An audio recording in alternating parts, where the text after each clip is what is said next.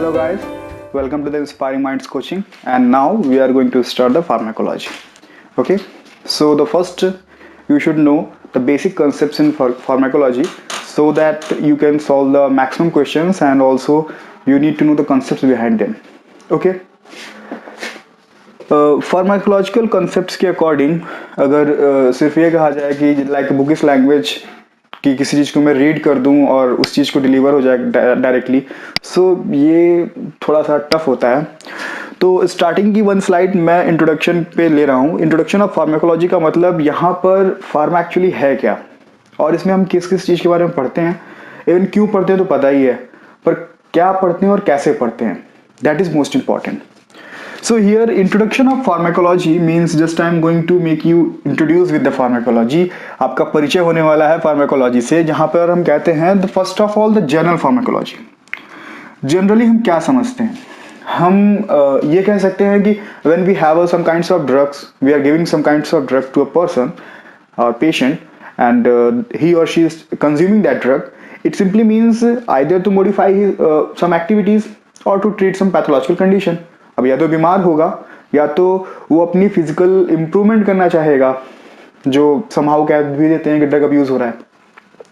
तो इम्पॉर्टेंट ये है कि यहाँ पर हम फार्माकोलॉजिकल कॉन्सेप्ट्स पे हम क्या कहते हैं कि general pharmacology is known as drug study, drug activity study.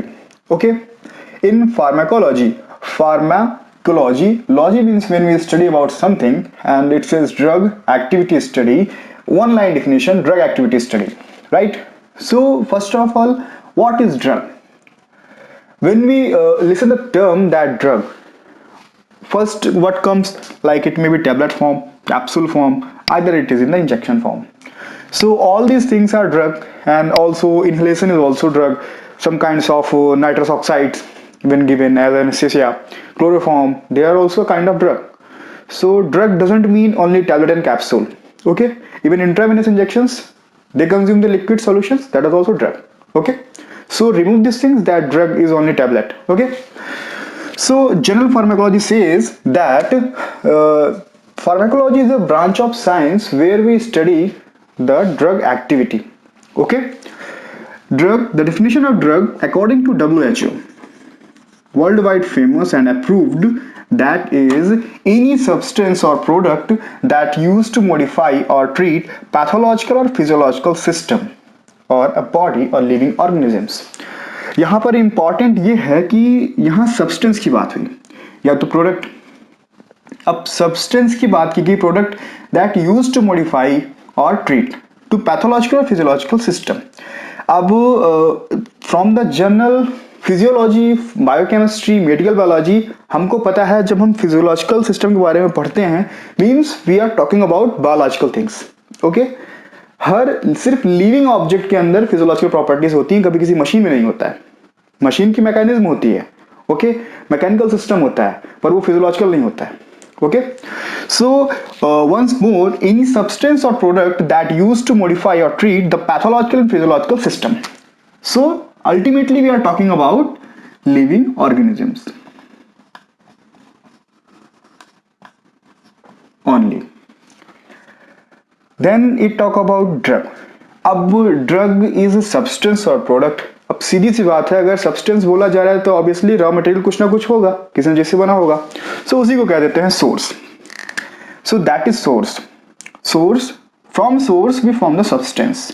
Source कोई भी हो सकता है, नेचुरल या तो प्लांट हो सकता है या एनिमल हो सकता है, माइक्रो ऑर्गेनिजम्स हो सकते हैं, लाइक ओपियोइड्स, अल्कोलॉइड्स, ये सब हम सुनते आए हैं, penicillin. So here it is natural derivative, right? अब यहाँ पर है next one, synthetic. Synthetic means when we have chemicals and we use it in the lab and we make it. That is synthetic. Okay. Drug approval and drug development is another process. I am talking just source, कि हमने उठाया कहाँ से उस चीज को. Basic तीन category होती हैं, natural, synthetic and combined. Combined का एक बहुत फेमस एग्जांपल है जब हम बात करते हैं मोनोक्लोनल एंटीबॉडी.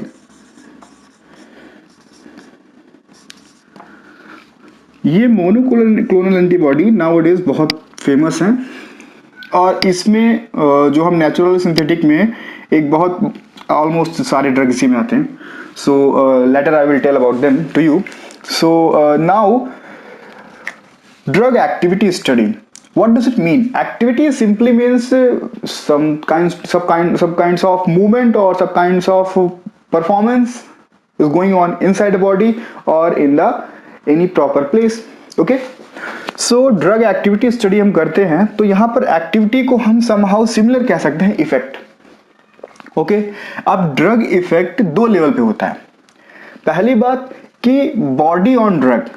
अब आपको कोई टैबलेट दे दिया गया या तो आपको इंजेक्शन लगा दिया गया तो आपकी बॉडी कैसे रिस्पॉन्ड करती है, आपकी बॉडी उस ड्रग के लिए कैसे रिस्पॉन्ड करती है. सिंपली अगर आपको मैंने इंजेक्शन दे दिया, सपोज दैट कि जस्ट एग्जांपल एड्रेनलिन का इंजेक्शन दे दिया, you are so hyper active and you are having BP high, tachycardia condition and there is a lots of sweating.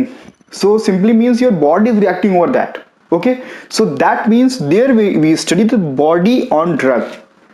मतलब बॉडी का हमने रिएक्शन देखा कि बॉडी ने क्या किया, वो आता है काइनेटिक्स. ऑब्वियसली हमारा काइनेटिक्स को एक मैथमेटिकल टर्म में या तो फिर फिजिक्स के टर्म में क्या बोलते हैं, when there is some kinds of movement. Okay, so it says that drug की एक्टिविटी की बात की जा रही है. ठीक, अब फार्माकोकाइनेटिक्स जो होता है, अब इसके अंदर कौन कौन से डिपार्टमेंट हैं मैं इनको एक सेपरेट डिविजन्स में नेक्स्ट में रखूंगा. यहां पर सिर्फ इतना जान लीजिए, पहले आपको ड्रग दिया गया, एब्जॉर्प्शन हुआ, उसका डिस्ट्रीब्यूशन होता है, फिर उसका मेटाबॉलिज्म होता है, फिर होता है एक्सक्रीशन.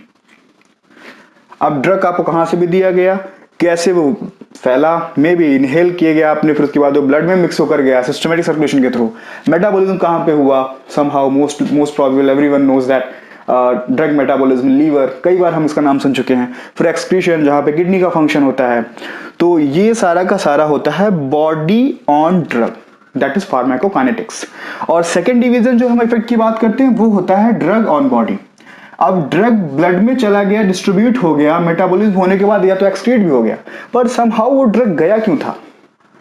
हर एक ड्रग की अपनी एक स्पेसिफिक प्रॉपर्टी होती है. उस ड्रग ने क्या इफेक्ट किया बॉडी पे, में हो सकता है पिपली डायलेशन हो गया, हो सकता है tachycardia condition like adrenaline case, या आप कह सकते हैं कि कोई और दे दिया, एंटीलर्जिक ड्रग्स दे दिए, ओके, या डायमेटिक्स दे दिया. सो सिंपली वहां पर drug action on the body हम उसमें पढ़ते हैं फार्माकोडायनामिक्स में.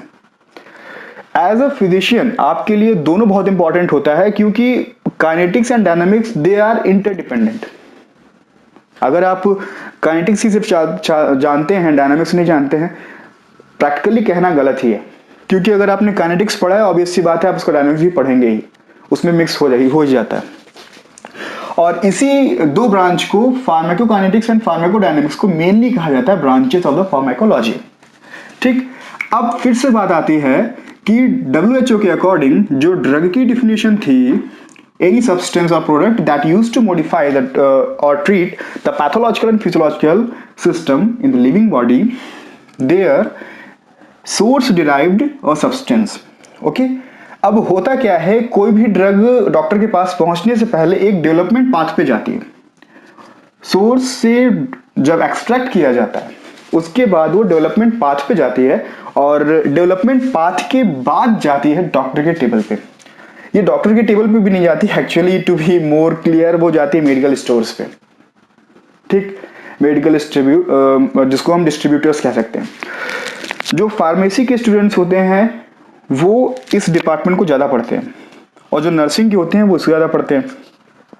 समहाउ उनको पढ़ना पड़ता है इसको और इसको, और मेडिकल स्टूडेंट को पूरा पढ़ना पड़ता है. So you don't have any option कि तुम किसी चीज़ को छोड़ दो.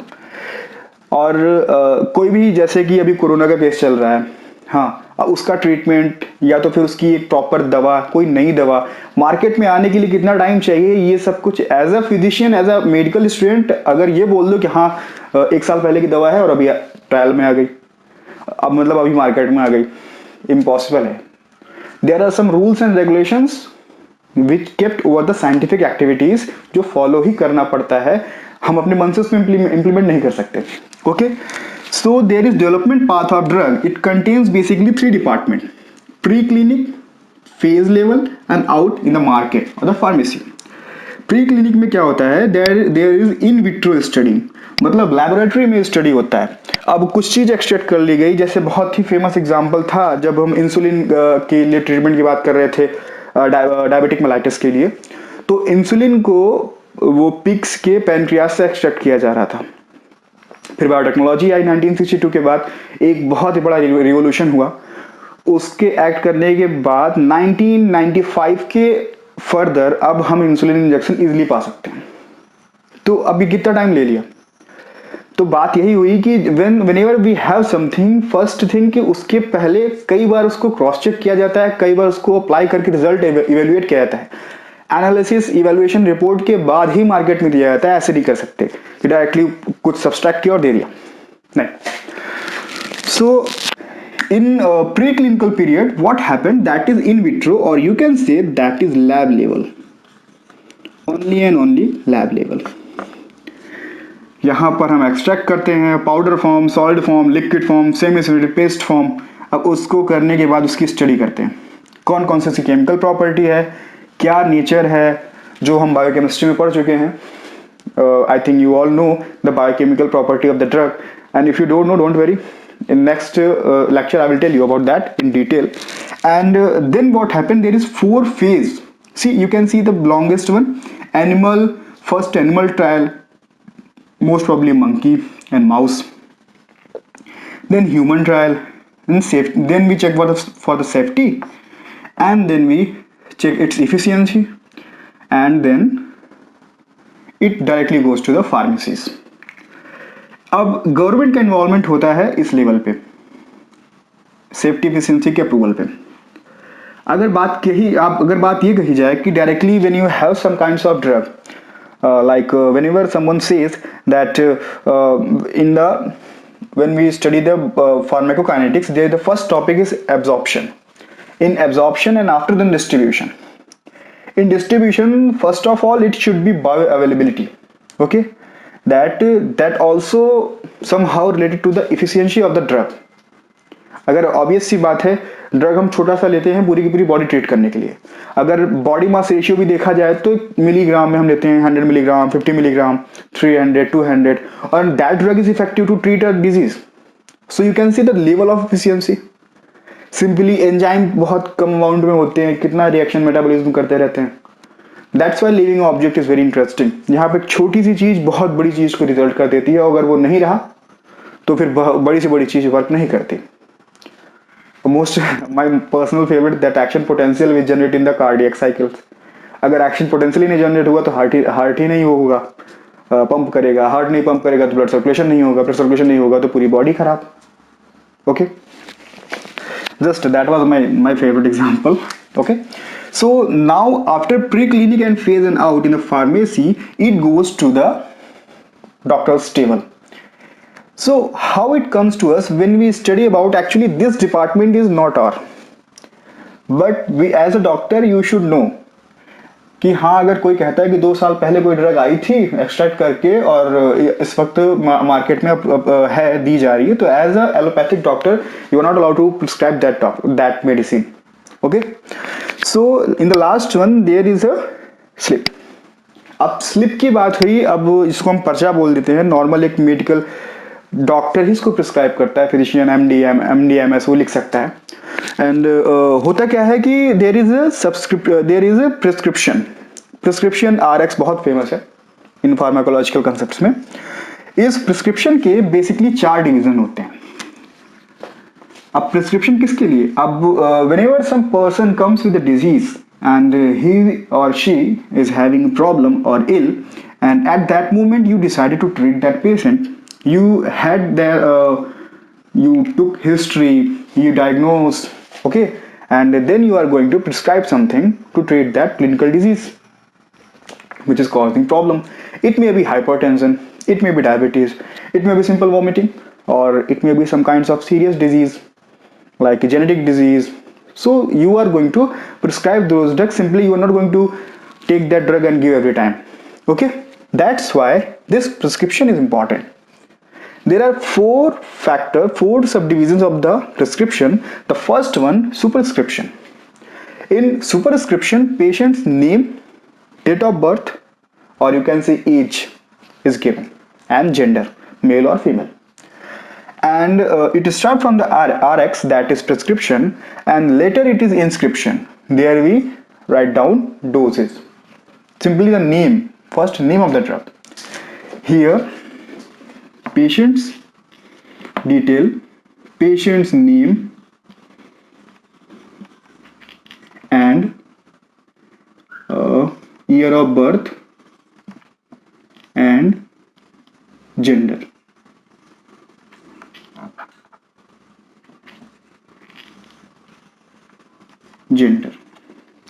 And inscription, drug name. Basically मोटे मोटे तौर पे ड्रग नेम ही होता है। फिर उसमें अगर कोई सब डिविजन्स हैं, डोजेज हैं, रात में कि सुबह कैसे किस फॉर्म में, तो फॉर्म एंड डोज। यहाँ पे साइन होती है फिजिशियन की।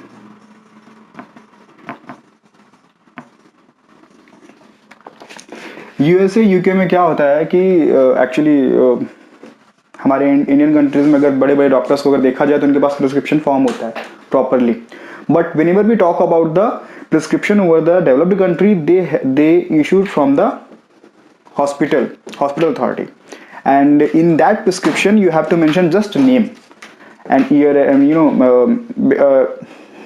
name of the patient and age, these things. But you know that the system is not so much cooperative and not so much loyal and honest in Asian countries. That's why somehow there you will see the discriminations, but that is not a big issue. Important is that you are going to treat a patient, then you should have the proper knowledge. So there are 4 subdivisions of the prescription, that is superscription, inscription and subscription, and the last one signa, means signature of the physician that yes, I approve that drug to him or her to treat that disease. And later that is that then we move on after results of the patient, like कि उसने उसका treat हुआ कि नहीं। Actually doctor responsible होता है, कि doctor का डिपार्टमेंट होता है। अब प्रिस्क्रिप्शन में जो नेम लिखते हैं, बेसिकली वर्ल्ड वाइड 2 टाइप के नेम का डिवीजन होता है। I am saying basically that doesn't mean कि एवरीवेयर।